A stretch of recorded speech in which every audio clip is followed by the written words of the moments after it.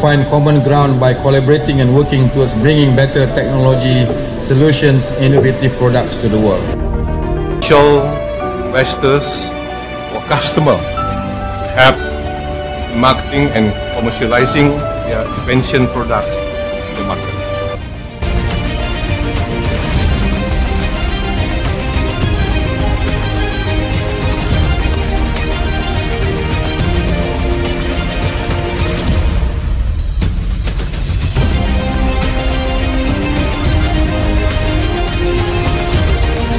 As large gatherings are no longer encouraged, I'm happy to see that MTE has gone virtual.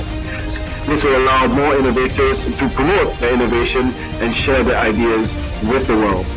It has been nurturing the innovation culture among scientists, researchers, students and startup founders in order for them to transform their ideas into business ventures.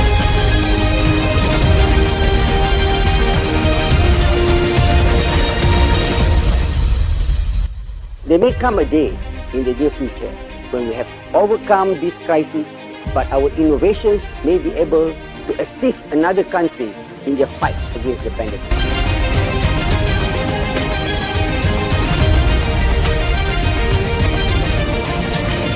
Good afternoon, everyone. I'm happy to be invited by the organizers, Protem Group and UITM to say a few words of encouragement and congratulate all the participants of the Malaysia Technology Expo 2021, Sustainable Development Goals International Innovation Award. SDGs is about making the world a better and safer place for all, leaving no one behind. So I hope you will always innovate with sustainable development as the end goal and contribute towards ending poverty, protecting the planet, and ensure that by 2030, all people enjoy peace and prosperity.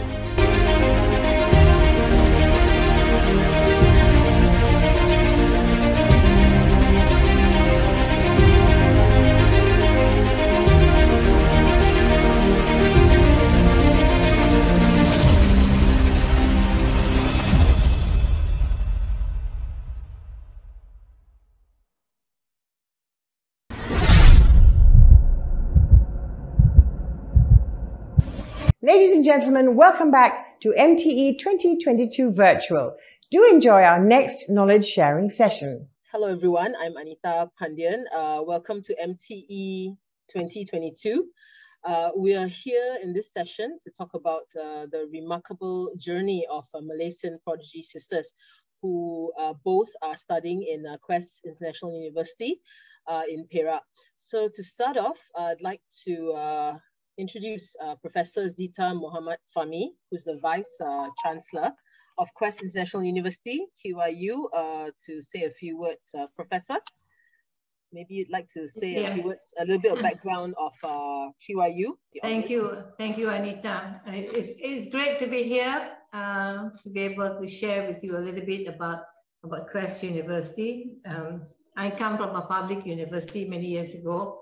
I have a law background, professor in law, and it's actually very exciting to work in the private university like the Quest International University. It is a comprehensive university with we aim to be a model-led, research-led university. We have exciting 6 faculties, things like having medical faculty, pharmacy, business, and so on. So there's a wide range of programs that would excite students to study in Ipoh. And Ipoh is a very nice place, I must say, safe, quiet. It's a good environment for students to pick up and continue their studies. And one of the things that we're proud of our students is their holistic education that they are getting. I think they have a very interesting university life environment, except that we went through COVID time, so we understand how we have to cut down some of the activities.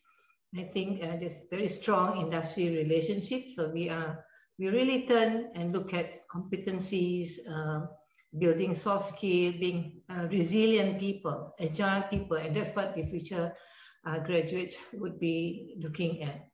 And of course, we are proud of our medical faculties where our two prodigies are schooling. And having said that, our programs are accredited and recognized. We have a sizable number of international students. So the environment is actually very dynamic at Quest International University. Okay, Professor, maybe you could share a little bit about how the acceptance of Chi Ning and Chi Yu happened with QIU. One of the things that I'm so proud of the university and the ability to provide opportunities to a wide range of learners. And if I look at our prodigies here today, not many universities are able to accept very young learners coming in. We definitely had to get permission to bring them in. What more in a medical program, and I'm sure it's been an exciting journey for both the faculty and our two girls here in going through up to their third year in the university. Definitely, I probably would think there would be, challenging the staff, the academic staff, and so on in going through their lessons and their practicum, their clinical, and so on. I'm sure you're going to ask these two young ladies this question. So, but I must say, Quest offer opportunity not just to full-time students who are traditional students, but young prodigies like our two girls here, our staff, workers outside there. So there's a wide range of programs available to anyone who wants to come back and study. I think one of the tagline in Quest University is that nobody's going to be left behind if they come to Quest. All right, Professor. Finally, another question. How did the university adapt to its education? Maybe you'd like to share a little bit on that. I'm not sure if I can follow your question because adapt to the education. I think being a private higher education, I think one of the things, the interesting features is the flexibility, adaptability, marketability of the kind of programs and the delivery system we have. We cannot avoid to do traditional teaching, and medical is one strong, fairly traditional approach to teaching and learning, but in all other cases, they are exposed to a lot more online learning because hybrid learning, because you have to adapt during COVID time. The clinical, practicum are not sacrificed. They still have to go through all those things. So along the way, the teaching, learning, I would say pre-COVID to post-COVID, I think there were a lot of adaptation, a lot of quick changes that we have to do from online to hybrid. And we are in the midst of actually using a lot more technology in delivering the teaching, learning, and assessment. And I think that's the way to go for all universities. Okay. All right. Thank you. Thanks very much, Professor Zita Muhammad Fahmi, who is the Vice Chancellor of Quest International University in Perak. So now we move on to the two prodigy sisters. A little bit of background of both of them. Chi Ning is 18 years old, currently pursuing MBBS, Bachelor of Medicine and Bachelor of Surgery. During her free time, she likes to indulge herself in understanding the beauty of music, and she enjoys playing few instruments like piano, violin, and clarinet. So the other sister, her name is Chi Yu. She's 16 years of age. She's also taking MBBS, and during her free time, she enjoys reading novels where she can immerse herself in another world of imagination, in her words. Okay, we'd like to welcome the two sisters, Chi Ning as well as Chi Yu. Hi. Thanks for joining us. Hi. Good evening. Okay, maybe you want to start off by telling us a little bit about yourselves, each of you. How old you are, your full name, and things like that, basic stuff, yeah.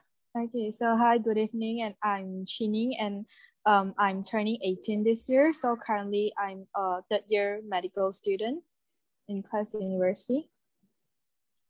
Yes, and hi, I'm Chi Yu, and I'm also a third year medical student in Quest International University, and I'm 16 this year. Okay, all right.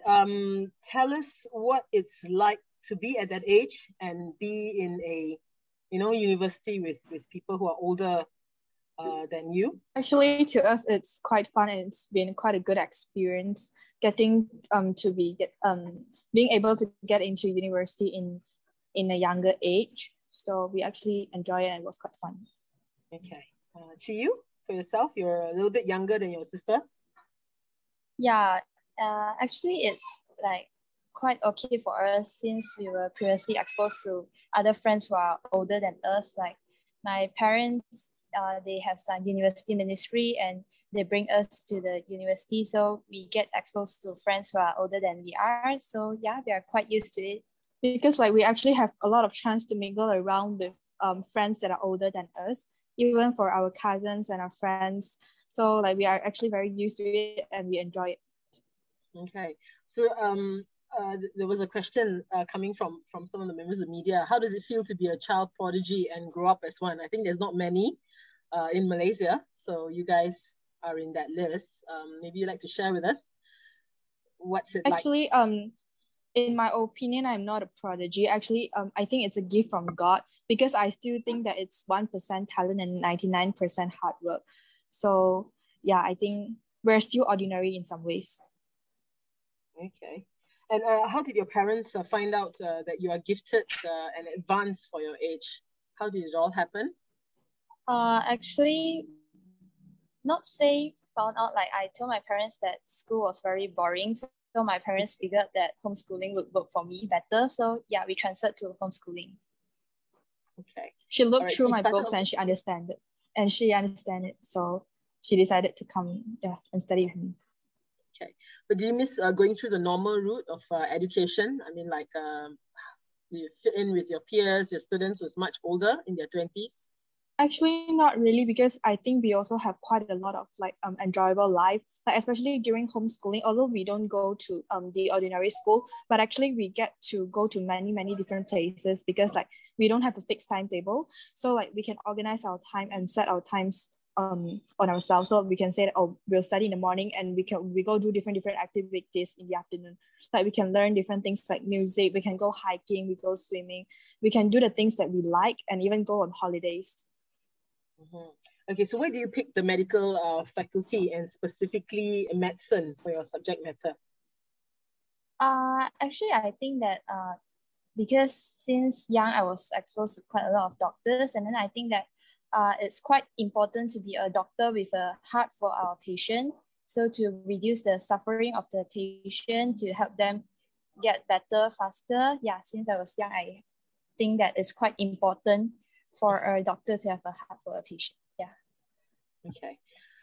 So why do you choose QIU to further your studies? Because for QIU, I like they have a code that say they don't leave anyone behind. So like when I came, and then yeah, I really feel that all the lecturers and the teachers really cared for us. Yeah, and all the top management and basically everyone really helped us a lot. So we feel at home and we really like this place.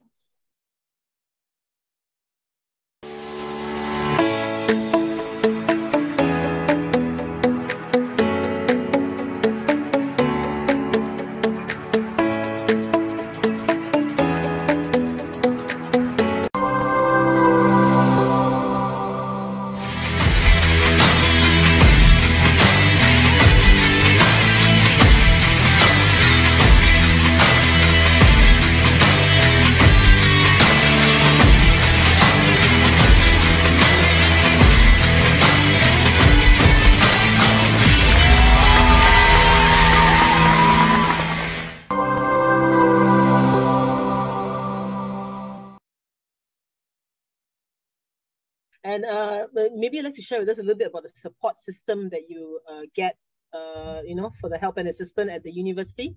Or what is some of the support system that you get for MBBS, especially?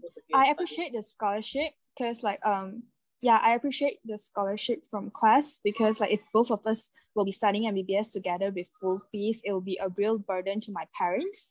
So like with the scholarship, it eases the situations. Okay. And what are some of your future plans after graduating at such a young age? I mean, both of you are choosing medicine, surgery, and whatnot. So tell us a little bit about what are your future plans in another 2 to 3 years' time? For me, of course, I would just like hope to finish my MBBS, and I would like to go into specialization whenever eligible. But however, if you're asking me what specialization, I think I'm still I'm not sure because it's still early for me, so I'm still exploring. Yeah, we would like to get ourselves exposed to other fields before deciding. Okay. All right, we got to start a little bit about homeschool. There was a question about homeschool. Can both of you share a little bit of your school journey, the transition from public to private school and then homeschooling as well? So just share with us, what age you started? Okay, no problem.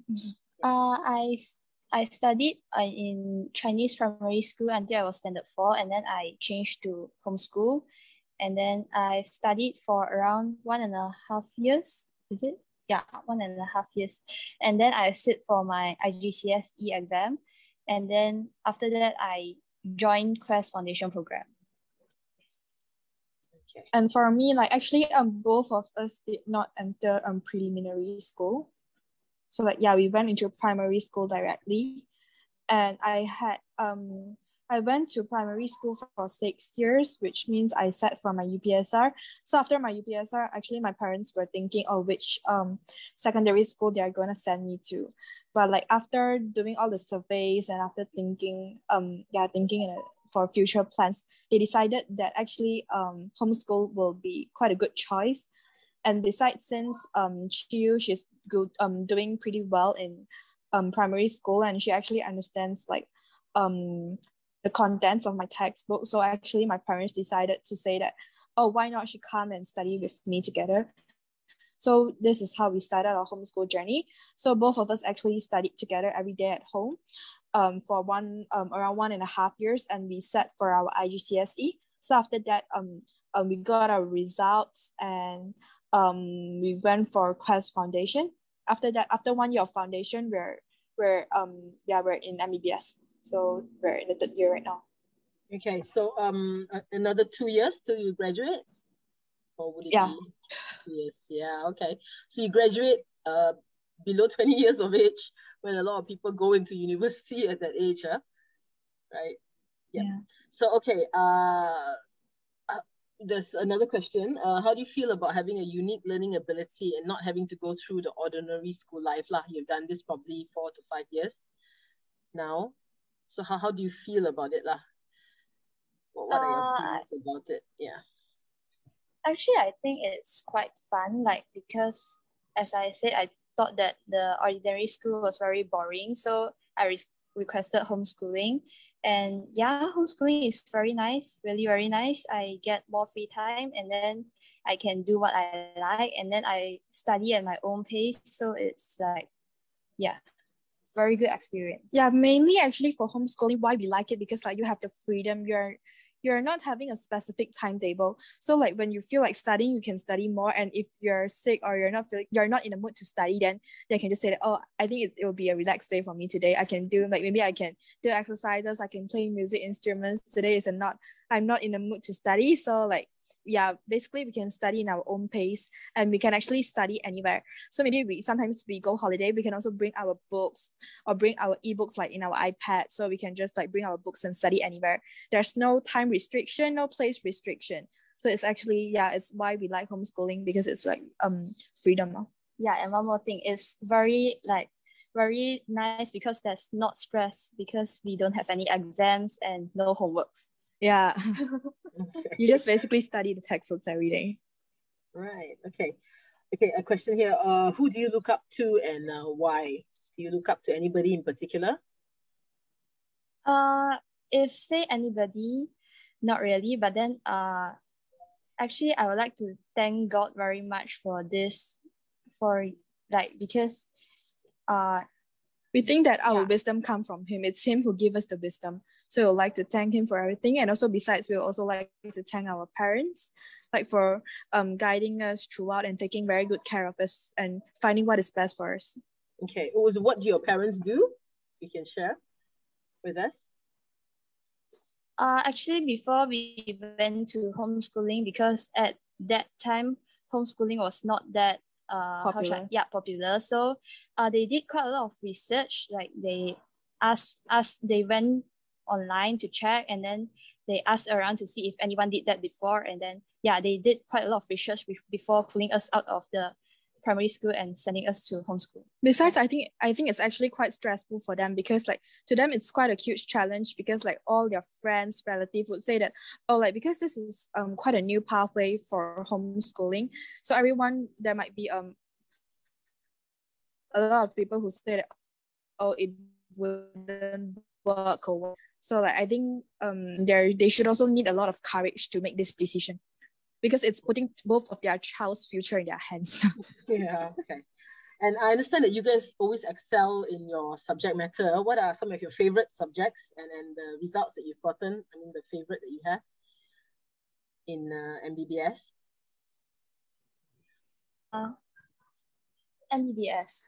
Yeah. Actually, in MBBS, me personally, I like anatomy and pathology. So this is my favorite, because like for anatomy, we learn like maybe the bones, the muscle, the names, like the function. So actually, like it's get to know, overall everything is like I get to know more about my body. I get to know how it works, everything. So actually, I think it quite fascinates me on how like human body works. Yeah, I think I also like pathology quite a lot. It's very interesting. And then also physiology. Yeah. By the way, pathology is like how the disease progress in our body, and for physiology is the normal progression in our body. Okay. Like how our normal body works. All right, understand. Okay, there's a question from Logan. What drives you to be where you are? No one is pressing for you guys to be, smart and successful. But we're sure that you have objective and goals driving you guys to excel. So what are some of these goals, or something that's pushing you to be excellent in your studies? Yeah, actually, as I said, at homeschooling time, we were just following our own pace. So since we could catch up, we would just go towards it. And then we both thought of being doctors since quite a young age. So I think that since we have already like took this exam and we are, I think we should consider eligible to enter university. So why not? And actually, for us, we actually have a goal to say that whatever we do, we want to do our best. So like we'll do our best in whatever we do. Okay. All right. Try our Finally, best. Yeah. Maybe some advice that you have for the students out there. There are a lot of people, finishing their Form 5 this year. Maybe some advice from the both of you. Study hard and do what you like. Enjoy life. Okay. Chiyu, you have anything to say? Don't be too stressed. Yeah. Okay. All right. Thank you very much to the two sisters. And MTE 2022 as well would like to give both of you a certificate of appreciation for being prodigy sisters in QIU. All right. Thank you. Thank you.